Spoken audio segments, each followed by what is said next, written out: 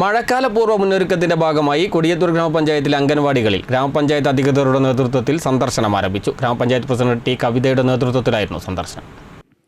മഴക്കാലപൂർവ്വ മുന്നൊരുക്കത്തിന്റെ ഭാഗമായാണ് കൊടിയത്തൂർ ഗ്രാമപഞ്ചായത്തിലെ അംഗൻവാടികളിൽ ഗ്രാമപഞ്ചായത്ത് ഭരണസമിതിയുടെ നേതൃത്വത്തിൽ സന്ദർശനം ആരംഭിച്ചത്.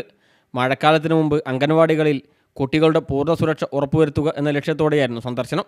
പ്രവേശനോത്സവവുമായി ബന്ധപ്പെട്ട നിർദ്ദേശങ്ങൾ നൽകിയതിനോടൊപ്പം കുട്ടികളുടെ സുരക്ഷിതവുമായി ബന്ധപ്പെട്ട പരിശോധനയും നടത്തി. ഓരോ അംഗൻവാടികളിലും മഴക്കാലപൂർവ്വ ശുചീകരണ പ്രവർത്തനങ്ങളും ഉറപ്പുവരുത്തി. ശുദ്ധമായ കുടിവെള്ളം ലഭിക്കുന്നുണ്ടോ, പോഷകസമൃദ്ധമായ ഭക്ഷണം ഉറപ്പാക്കുക എന്നിവയ്ക്കൊപ്പം കുട്ടികളുടെ ഭൗതികവും ശാരീരികവും മാനസികവുമായ വളർച്ചയ്ക്ക് ആവശ്യമായ കളിപ്പാട്ടങ്ങളും പഠനോപകരണങ്ങളും ഒരുക്കിയിട്ടുണ്ടോ, പുതിയ കെട്ടിടം, നവീകരണ പ്രവർത്തികൾ തുടങ്ങിയ സൗകര്യങ്ങൾ ആവശ്യമുണ്ടോ തുടങ്ങിയ കാര്യങ്ങളും പരിശോധിച്ചു. കൊടിയത്തൂർ ഗ്രാമപഞ്ചായത്തിൽ നിലവിൽ 26 അംഗനവാടികളാണുള്ളത്.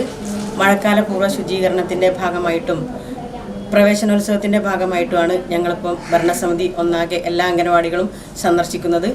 കുട്ടികൾക്ക് പുതിയൊരു അധ്യയന വർഷം എന്നതിലുപരി വളരെ സന്തോഷത്തോടെയും സുരക്ഷിതത്വത്തോടെയും കടന്നു വരാൻ ഒരിടം എന്നതാണ് ഞങ്ങളുടെ ലക്ഷ്യം. അത് ഒന്നുകൂടെ ഉറപ്പുവരുത്താൻ വേണ്ടിയാണ് ഭരണസമിതി എല്ലാവരും ഈ ഒരു സന്ദർശനം. ഗ്രാമപഞ്ചായത്ത് president T Kavitha, vice president Suja Tom, standing committee അധ്യക്ഷരായ ആയിഷ ചേലപ്പുറത്ത്, അഹമ്മദ് കുട്ടി പൂളക്കത്തൊടി, കസ്ന ഹമീദ്, പഞ്ചായത്ത് അംഗം പ്രേമ കോട്ടമ്മൽ തുടങ്ങിയവർ സന്ദർശനത്തിൽ പങ്കെടുത്തു. News bureau, Mukkam.